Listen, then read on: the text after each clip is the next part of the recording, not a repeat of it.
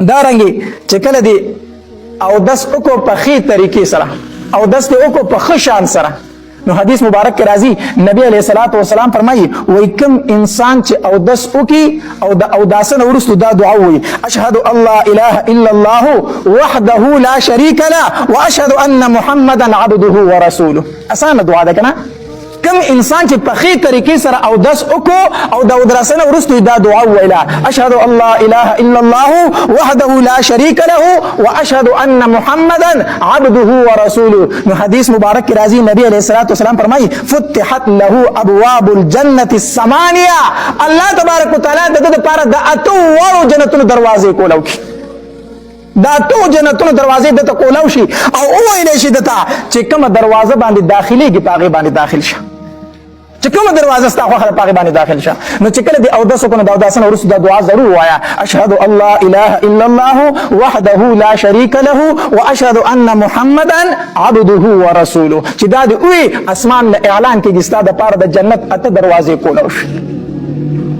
بل روایت کې راځي نبی علیه الصلاۃ والسلام فرمایي وی کم انسان چې اودس وکړو او د اوداسه نه وروسته دا دعا ویله سبحانك اللهم وبحمدك اشهد ان لا اله الا انت استغفرك واتوب اليك. د اوداسه نه وروسته دا دعا ویله سبحانك اللهم وبحمدك اشهد ان لا اله الا انت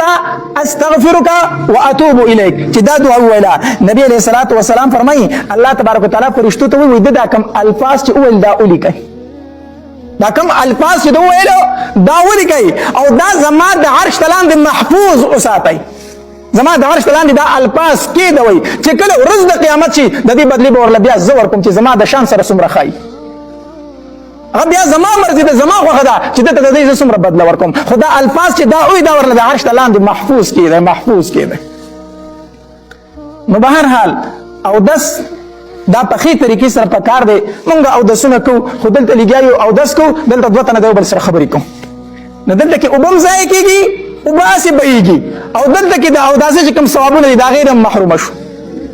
د هغې نه هم محرومه شو. یو اودس زموږ په سمې طریقې سره نه دی. حدیث مبارک کې راځي نبی علیه الصلاۃ والسلام فرمایي وایي چا چې اودس وکړو په ښه شان سره اودس وکړو، په ښه شان سره اودس وکړو او د کور نه را روان شو دی جومات ته چې په لاره باندې دی کوم یو قدم دی په هر قدم باندې الله تبارک وتعالی د ده یوه درجه اوچتوي یو خطا یې معاف کوي په هر قدم باندې، او په کومو ځایونو چې د ده قدم ولګېدو د قیامت په ورځ به دغه ځایونه د دې انسان دپاره ګواهي کوي، ګواهي به کوي. نو چې کور اودس کوو کوشش کوه چې کور اودس وکړې نو مانځله مسجد ته راځه.